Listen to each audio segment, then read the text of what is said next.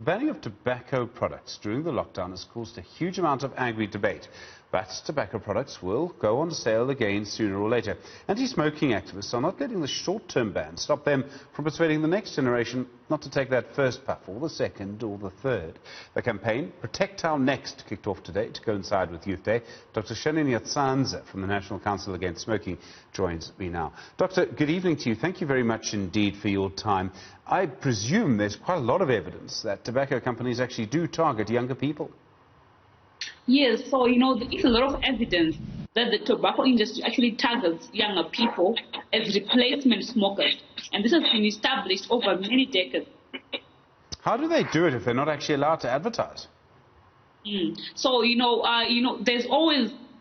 is now a ban on advertising, but they always find loopholes in doing so. So, for example, the new e-cigarettes or vape products are not actually regulated under, the current tobacco control law because they don't contain tobacco. So, part of the campaign, we are lobbying for the tobacco bill, the new tobacco bill to be passed, which actually will try also to regulate e-cigarettes. So, as we see now, all over the malls, there are e-cigarette kiosks. And these e-cigarettes are being sold in a variety of flavors like bubblegum or cheesecake, which have been proven to actually lure the youth in to start using these products. I've heard people claim that vaping is not nearly as bad for you as smoking a normal cigarette. Is that true? So, currently there is a lot of debate on the safety level of e-cigarettes or your vape products. But what the World Health Organization is actually concluded at the moment is that there's not enough scientific evidence to actually validate the claim that e-cigarettes are actually safer.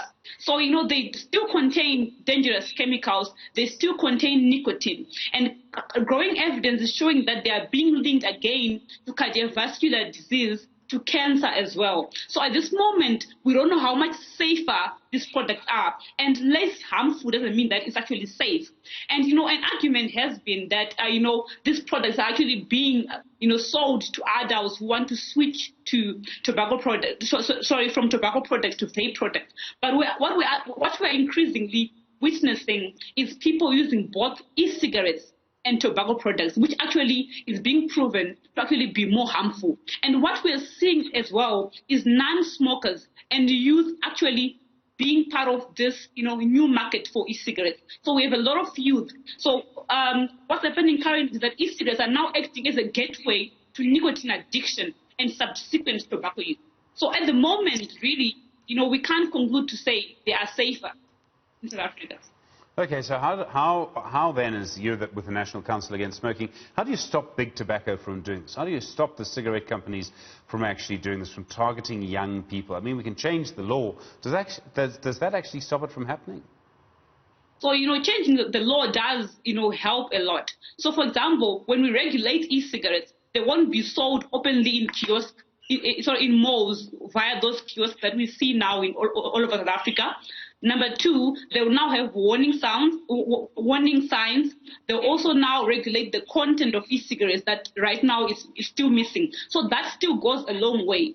But what actually will also go a long way in trying to stop and protect the next from tobacco industry manipulation is empowering the youth with information so that they also can make an informed decision themselves. Okay, are you finding that young people are smoking in the same numbers, the same percentages, the same rates that previous generations did, or has there been a change in behavior at all? So there has been a change in behavior. We've seen, a reduction in smoking prevalence. But what we're also seeing at the moment is, more people actually, not really, in comparison, people still smoke cigarettes more than they use, for example, e-cigarettes. But what we're also seeing around the world is actually, the e-cigarette epidemic, which is now rising. More and more youth, more and more younger people are actually starting to use e-cigarettes at a younger age. And right now, we don't really have the statistics to show how many in South Africa, how many youth in South Africa are using e-cigarettes. But a study, for example, was done in UCT, which actually showed that, for example, under UCT students, e-cigarettes were actually regarded as a symbol of status, that because they look nicer, because they smell nicer and taste nicer in all these flavors, that actually some young children actually thought these were safer products. for them to use. I mean, it's the same problem always, isn't it? Parents face it on a daily basis. Don't do that, young person. And the moment you say that, the moment you say it's bad for you, it seems to be attractive. We've all been through this. I mean, for you, it's actually quite difficult to stop people smoking. You want to encourage people to stop smoking. You want to make sure that people don't do it in the first place. What kind of messages actually work? And we all remember the smoking adverts that we've seen in the past.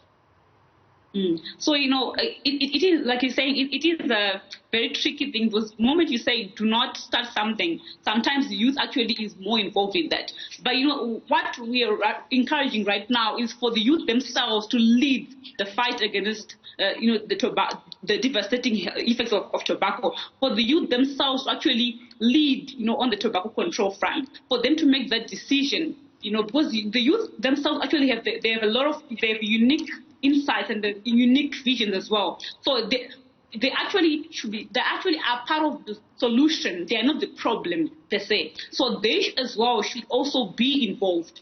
Because right now, as we have all over the world and even in South Africa, most people who use tobacco products started doing so before the age of 18.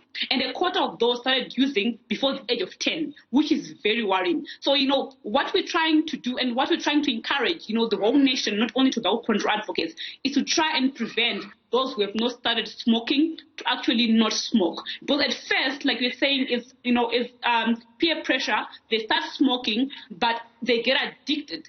And in the end, they can't stop smoking easily, because now they actually are now addicted. So in the first place, we're trying to encourage those who have not started to not start.